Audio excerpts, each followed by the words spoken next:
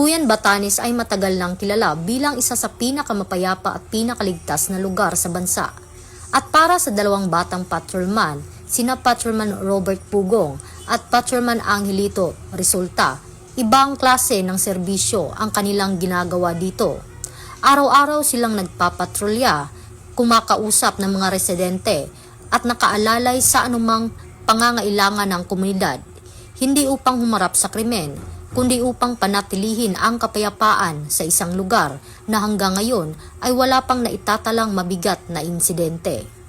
Sabi nga ni Pat Resulta, mula nang dumating kami wala pa kaming nakikitang malalang krimen. Isang simpleng kwento pero malinaw na halimbawa sa bagong PNP para sa bagong Pilipinas, serbisyong mabilis, tapat at nararamdaman.